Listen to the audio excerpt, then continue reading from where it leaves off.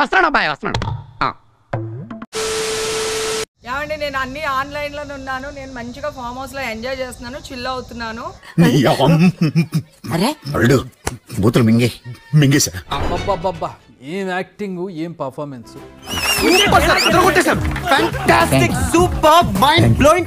సహజ నటులు అన్న టైటిల్ కు సరిగ్గా యాప్ట్ అయ్యే క్యాండిడేట్స్ వీళ్ళు.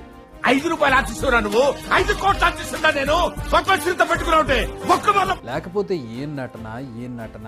బాగా పెంచేసావు. ఏదైనా మందు వాడుతున్నావా? అవునండి, హోమియో వాడుతున్నాను. అమ్మ దుర్మార్గులారా, ఇంత దారుణమా? ప్రణగారు అని ఏంటి, ఆ ఆవకాయ తినిపించడాలేంటి?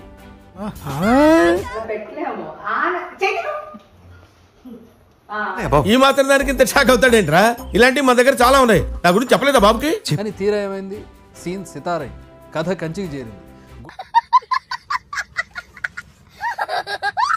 గుట్టుగా ఉంటే 4 రోజులు హడావిడితో పోయేది.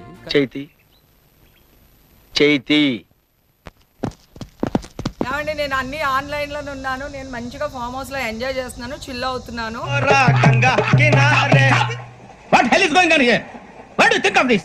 నా మీద ఈ ఫేక్ న్యూస్ వస్తుంది. ప్లీజ్, నేను ఎక్కడికి వెళ్ళలేదు, నేను హైదరాబాద్ లోనే ఉన్నాను. నేను మరీ అంత ఎదవలా కనపడుతున్నానా? ఓ మాదిరిగా కూడా కనపడలేదా? సో ఒక ఫామ్ హౌస్ లో ఎంజాయ్ చేస్తున్నాను, చిల్ అవుతున్నాను. సో నా మీద వచ్చే న్యూస్ ఫేక్ న్యూస్. అది అక్కడ మరి ఎవరున్నారో ఏమో నాకు తెలియదు. మిమ్మల్ని ఎక్కడో చూసినట్టుందండి. లేదండి, నేను ఎక్కడ చూడలేదు. పార్టీలో ఆమె కృష్ణవేణి అన్న పేరుతో రిజిస్టర్ చేసుకుంది. కోర్స్ ఆమె అసలు పేరు కూడా అదే. దీంతో ఆమె హేమ ఓ మూవీ ఆర్టిస్ట్ అని వారికి కూడా తెలియదు. అయ్యయ్యో, సో అది ఫేక్ న్యూస్ అండి, అవన్నీ నమ్మొద్దు. ఓకే, మస్తు షేడ్స్ ఉన్నారా నీలా? అబ్బో కమలాసన్ అయిందా? బాగైందా? ప్రతిదానికి ఓవర్ ఎక్స్ప్రెషన్. ఇప్పుడు రండి.